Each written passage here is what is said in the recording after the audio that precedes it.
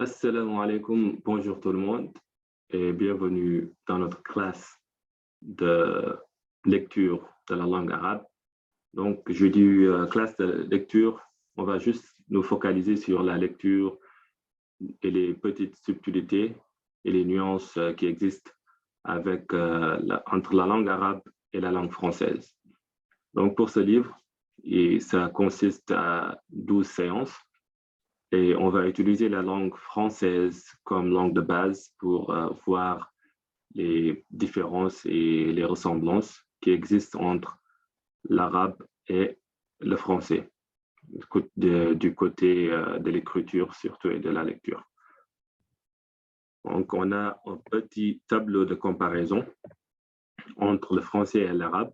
Donc, pour la langue française, on a 26 lettres qui sont les voyelles et les consonnes. Et pour l'arabe, on a 28 lettres qui sont juste des consonnes.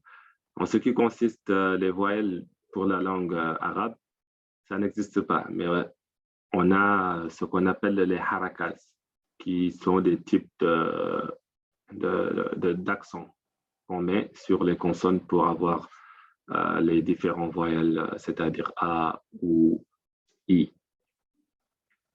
La lecture de la langue française et les écritures, ça se fait de la gauche vers la droite.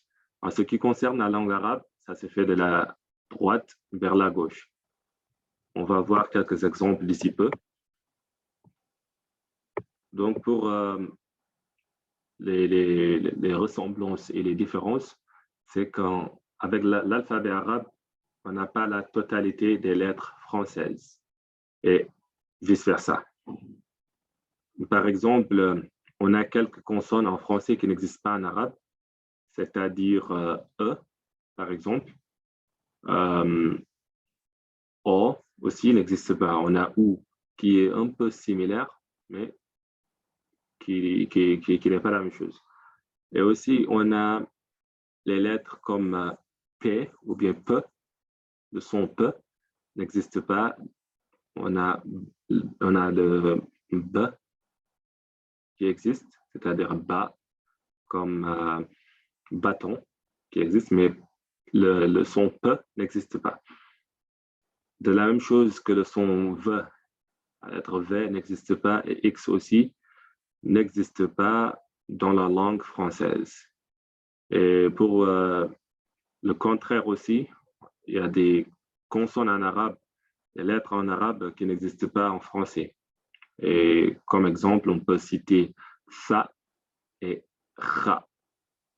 Il y en a aussi d'autres qui n'existent pas, mais on va se limiter sur ces deux exemples pour l'instant.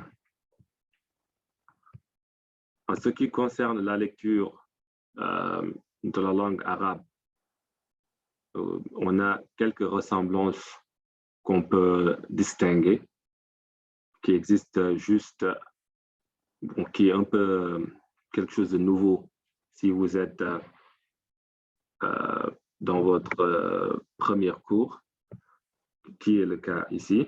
Donc, par exemple, ici, on a 3 lettres qui sont similaires et qui se prononcent différemment en fonction du point qui se trouve ici. Par exemple, ici, le point est en haut et on prononce ça ra, ra.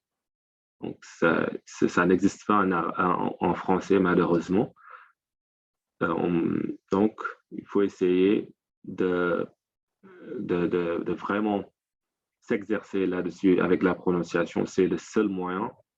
On mettra des vidéos un peu plus tard pour voir ce qu'on appelle le makhraj, c'est-à-dire là où le son sort. Et là, on a le kha. Donc ça, c'est le kha. Et quand il n'y a pas de point, là, on dit ha. Ha. Donc, c'est un peu similaire, mais c'est totalement différent aussi. Et enfin, ici, avec le point qui est en dessous, là, ça se prononce ja. Ja, comme en français, la prononciation du de la lettre D, I et A. D, I, A, ça se prononce Ja, comme on dit Jamel et autres. Bon. Donc, là, on voit que juste le point a une importance capitale. Et ça va revenir tout au long de notre apprentissage.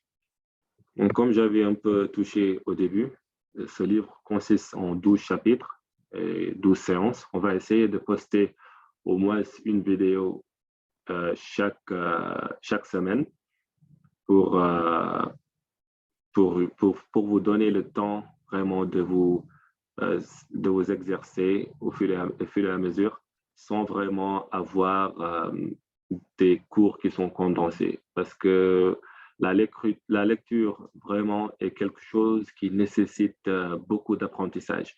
Comme vous l'avez déjà vécu avec sûrement la langue française ou bien peut-être d'autres langues comme l'anglais, toujours à l'école primaire, on nous dit, on nous force à lire. Toujours et encore lire, c'est comme ça que la langue vient. Et surtout, la lecture à haute voix, parce qu'on essaie d'avoir quelque chose qui n'est pas natif à notre langue. Donc, il faut s'exercer à haute voix encore et encore pour avoir un peu une simulation que vous parlez la langue. Parce que pour un début, c'est pas vraiment évident qu'on exerce la langue automatiquement et ça va nécessiter de nous exercer encore et encore.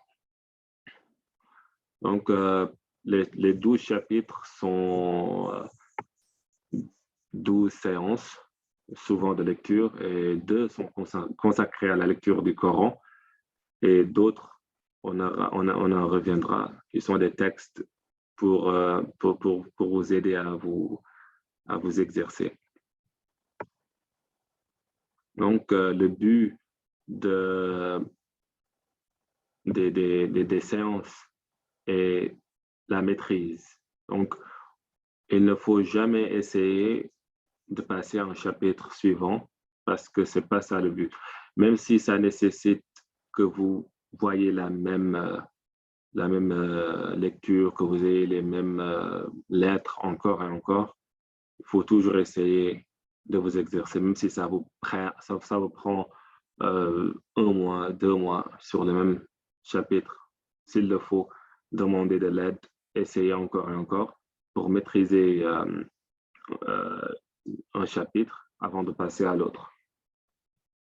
Et les exercices de lecture aussi devront être faits à haute voix, comme je l'ai déjà dit, pour assurer la bonne prononciation des lettres. Vous pourrez aussi utiliser toutes les stratégies qui se présentent à vous pour retenir les lettres arabes, parce que la connaissance parfaite compte pour 80% dans la lecture continue des mots.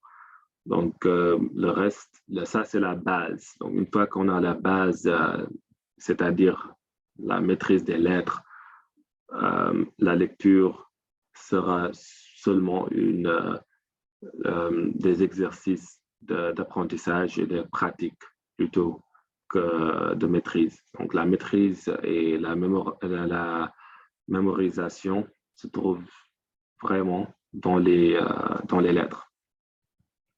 Et ça, c'était un peu une introduction à ce qu'on va voir au fur et à mesure.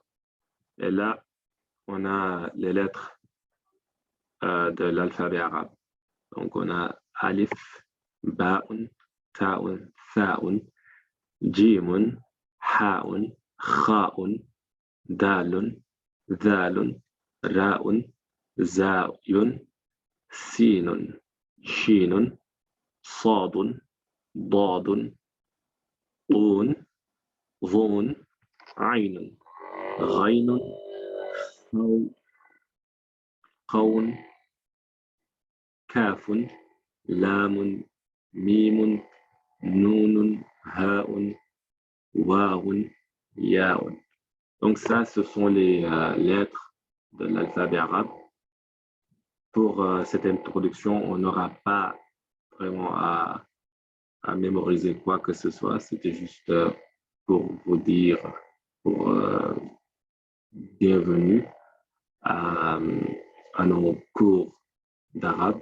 Et Inch'Allah, avec l'aide d'Allah, on va progresser au fur et à mesure jusqu'à, Inch'Allah, entrer dans des sujets qui sont un peu plus avancés. Mais pour maintenant, pour un début, je vous dis qu'Allah soit avec vous sur dans votre nouvelle projet de vraiment être capable de lire le Coran sans difficulté, Inch'Allah. Assalamu alaikum wa rahmatullahi ta'ala wa barakatuh.